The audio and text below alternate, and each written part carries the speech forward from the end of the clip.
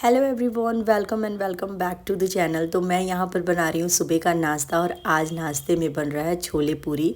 उसी की तैयारी चल रही है। चाय वगैरह हमारा हो गया और पता है जब से दीदी आई है ना, मॉर्निंग की चाय दीदी ही बनाती है और मेरी नींद चाय के कप से ही खुलती है। बड़ा मज़ा आता है ना, मतलब काफ़ी दिनों के बाद मैं ये एक्सपीरियंस कर रही हूँ। दीदी सुबह जल्दी उठ जाती है, मतलब मेरे से जल्दी उठ जाती है। बोलती है कि मैं 2-3 बार ही आती हूँ और देखती हूँ तुम सोई रहती हो तो मैं चली जाती हूँ। उसके बाद वो बोलती है चलो चाय बना रही हूँ, उठ जाओ। तो बड़ा अच्छा लगता है कि मतलब तुम सो के उठो और कोई तुमको चाय दे रहा है। तो बस दीदी तो 1 वीक के लिए आई है, फिर वो चली जाएगी तो फिर ये आराम भी उसके साथ ही चला जाएगा। तो आज मैं बना रही हूँ छोले पूरी। सारे बच्चे सोए हुए हैं, आई मीन सौरभ, रौनक और डुगू भी सोया हुआ है। बेबी उठ जाती है, मैं उठती हूँ तो बेबी भी उठ जाती है और हस्बैंड भी उठ गए हैं। लेकिन उनका तो उठने के साथ ही ऑफ़िस का काम, फ़ोन कॉल स्टार्ट हो जाता है। तो मैं आज इससे ये जो वाइट सफ़ेद मटर होता है ना, उससे छोले बनाने वाली हूँ। सारी तैयारी मैंने कर ली। सब्ज़ी मैंने सोचा था मैं ही बनाऊँगी, फिर दीदी ने बोला कि लाओ मैं बना देती हूँ। और सच में पता है कुकर में ही उसने बनाया था और आज की सब्ज़ी बहुत टेस्टी उसने बनाई थी। मतलब सभी सभी को बहुत पसंद आया। और ये देख लो मेरी बेटी भी उठ गई है। उठने के बाद ना वो थोड़ा सा ऐसे ही करती है। तो मैं थोड़ी देर उसके पास बैठी रही, उसको लाड वाड किया क्योंकि आटा मैं लगा दी थी और सब्ज़ी दीदी बना रही थी। मैंने सोचा कि चलो सब्ज़ी जब तक बन रहा है मैं थोड़ा सा डस्टिंग करके झाड़ू वाड़ू दे देती हूँ। और पता है मेरी जो लड़की है ना वो दीदी के साथ बहुत कंफर्टेबल है। मतलब अभी तो ऐसा हो गया ना कि दीदी जो बोलेगी वो करेगी। वो तो मेरे से भी लड़ाई करके दीदी के पास चली जाती है। ऐसा आज तक कभी नहीं हुआ। मतलब अपने पापा के साथ भी वो खेलती ज़रूर है, लेकिन अगर मैं रहूँगी तो उसकी फ़र्स्ट प्रायोरिटी मैं ही रहती हूँ। बट फ़िलहाल ऐसा नहीं है, उसकी सबसे पहली प्रायोरिटी मेरी दीदी है। वो जो बोलेगी वो वही करती है। तो डस्टिंग मैंने कर लिया है, झाड़ू कर रही हूँ, उसके बाद करूँगी पोछा और फिर पूड़ियाँ बनाऊँगी। क्योंकि बच्चे अभी भी सो रहे थे, मैं बार बार जाके बोल रही थी उठ जाओ उठ जाओ उठ जाओ। लेकिन उनकी भी छुट्टियाँ चल रही है और डुग्गू भी आजकल को मस्त लेट तक 10 साढ़े 10 तक उठता है। मैं भी उसे नहीं रोकती हूँ, मैं बोली चलो अब। और उसकी छुट्टियाँ ज़्यादा नहीं, अराउंड 1 वीक बची है। मतलब अभी मैं वॉइस ओवर कर रही हूँ ना, तो आज वेडनेसडे है और नेक्स्ट मंडे को उसका स्कूल ओपन हो जाएगा। तो मैंने बोला नहीं चलो ठीक है, जितना दिन बचा आराम से सो लो, फिर तो उठना ही है जल्दी जल्दी।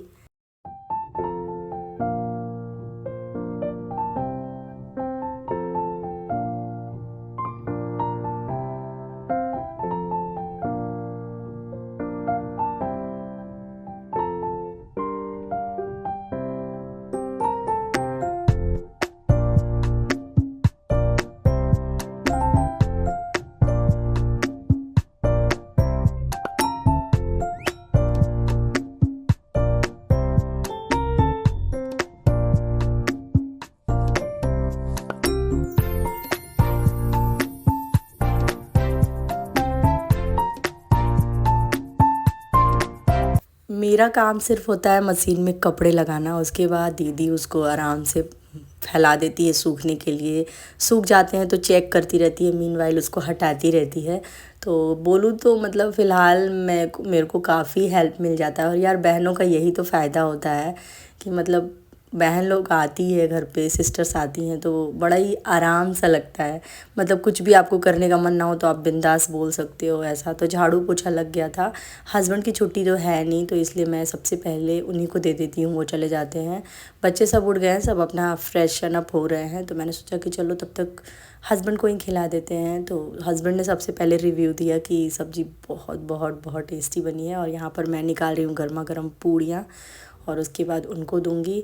डुग्गू भी उठ गया था और पता है डुग्गू ना गर्मी छुट्टी में एक बड़ा ही अच्छा सा रूटीन फॉलो कर रहा है। भले ही वो सो के लेट उठता है, बट जैसे ही वो सो के उठता है बाथरूम में जाता है और वो पूरा एकदम नहा के ब्रश करके फ्रेश होके, मतलब नहा धो के आता है, पूजा करता है और तभी वो सुबह में ब्रेकफास्ट करता है। मैं कभी कभी बोलती भी हूँ कि बहुत लेट हो गया है तुम ब्रेकफास्ट कर लो, पर वो नहीं मानता। बोलता नहीं मम्मा मैं फटाफट से नहा कर आ जाता हूँ। और वो बात है कि वो 1 घंटे बाथरूम में ले लेता है, लेकिन वो सब कुछ करके ही आता है। तो अच्छी बात है। और यहाँ पर क्या है, मैं डायरेक्टली आप लोगों से नाइट में मिल रही हूँ क्योंकि आज बहुत बड़ी प्रॉब्लम हो गई थी। सब लोग तो घर में नहा लिए थे, ब्रेकफास्ट भी कर लिए थे, लेकिन पानी ख़त्म हो गया था और मैंने नहीं नहाया था और मुझे करना था हेयर वॉश।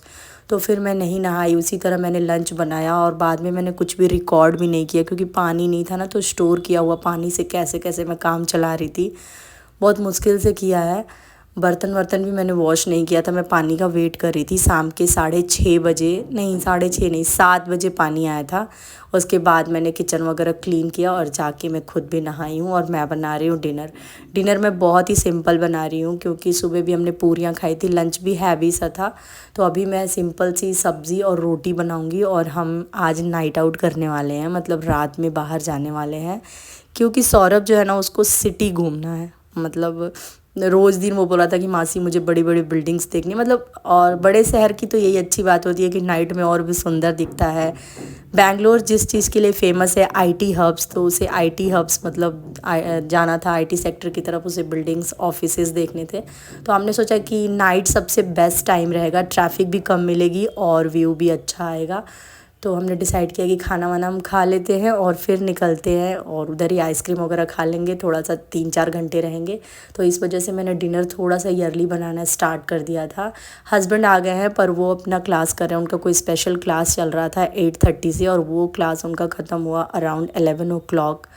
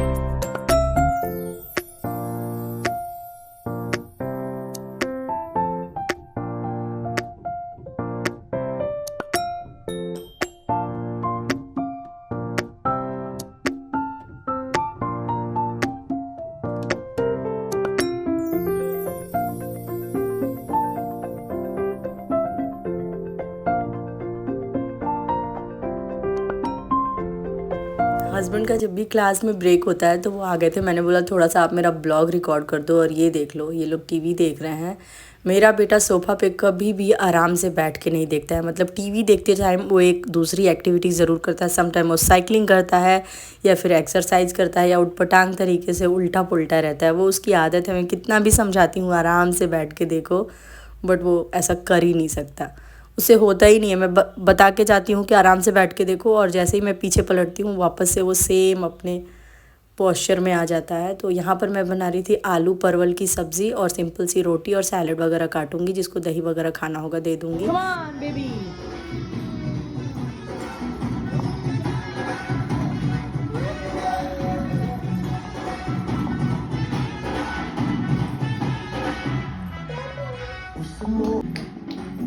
उस मोड़ पे वो मुटियार मिली, मेरा पागल हो गया। उसकी जुल्फों बिस्तर डाल के सो गया रे, जब जागा मैं भागा।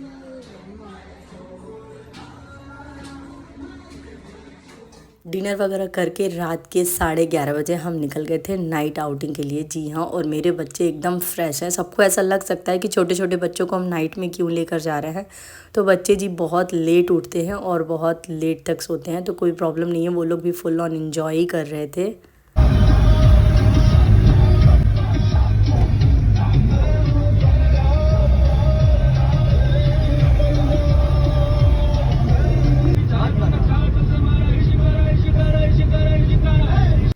तो आज का हमारा प्लान ही था कि हम पूरी सिटी सौरभ को दिखाएंगे और वो बहुत इन्जॉय कर रहा था। तो सबसे पहले हम महाराथल्ली साइड गए और उधर से राउंड घूमते हुए हम गए थे कमर्शियल स्ट्रीट, एमजी रोड भी गए थे। बोले हाय, हम लोग रात में घूमने आए हैं, रात के 12 बजे या पर 12 बजे घर घुस जाएंगे।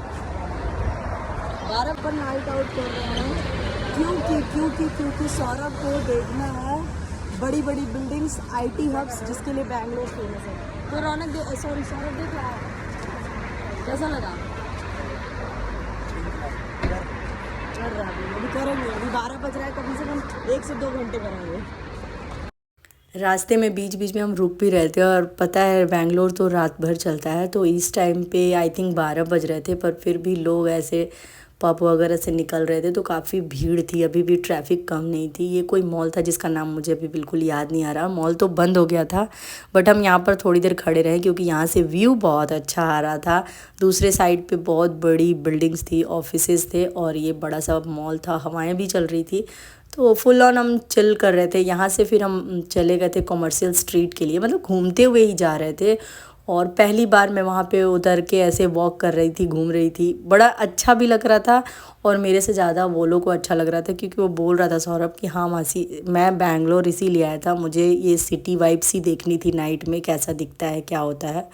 तो ओवरऑल ये नाइट आउट उसी को डेडिकेटेड था। तो ये देखिए हम आ गए हैं कमर्शियल स्ट्रीट, और यहाँ पर तो भाई साहब ऐसे पूरी गोवा वाली वाइब सी, पूरी ज़ोर ज़ोर से साउंड गानों की आ रही थी, डिस्को से, पब से, लोग ऐसे घूम रहे हैं, एंजॉय कर रहे हैं। तो हम भी थोड़ा सा एक राउंड लिए और बस आइसक्रीम वगैरह खाए, थोड़ा देर बैठे, लोगों को ताड़े और फिर घर आ गए थे।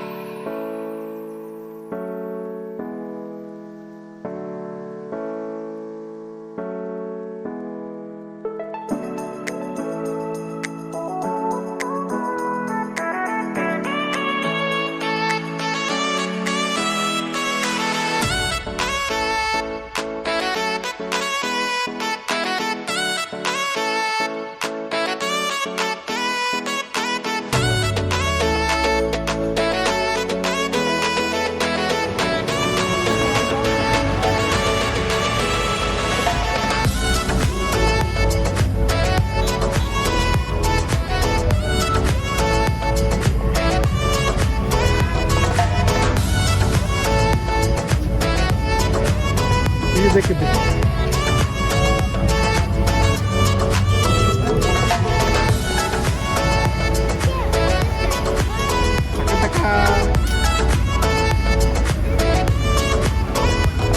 फाइनली इतने दिनों सोचने के बाद मैं MG रोड आई हूँ और यहाँ आकर मुझे ऐसे फील हुआ है दैट मैं यहाँ के You have chosen your wrong dress, है? यहाँ पे पूरा पार्टी वाली वाइब्स थी, लोग पार्टी करने जा रहे थे या पार्टी करके निकल रहे थे, पर हम तो भाई घूमने गए थे और इस नज़ारे को ही देखने गए थे कि भाई आखिर वहाँ होता क्या है।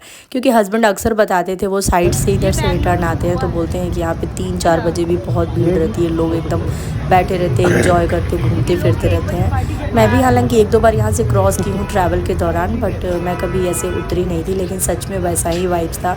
जब मैं लास्ट टाइम गोवा में गई थी ना, तो मुझे थोड़ा थोड़ा मिनी गोवा यहाँ पे विजिबल हो रहा था, वैसा ही कुछ माहौल था और बच्चे भी फुल ऑन एंजॉय कर रहे थे। तो डिनर वगैरह तो हम करके ही गए थे, हमारा प्लान ही था कि हम नाइट आउट के लिए निकले हैं। तो फिर हमने आइसक्रीम पकड़ी सब लोगों ने और जाके कॉर्नर पे बैठ गए। रात के 1:30 या 1:45 बज रहे थे और फिर इस नज़ारे को लोगों को देखते देखते हमने आइसक्रीम ख़त्म की। और सौरभ से मैं यही बोल रही थी कि तेरे को अच्छा लग रहा है, तो वो बोला था हाँ मासी।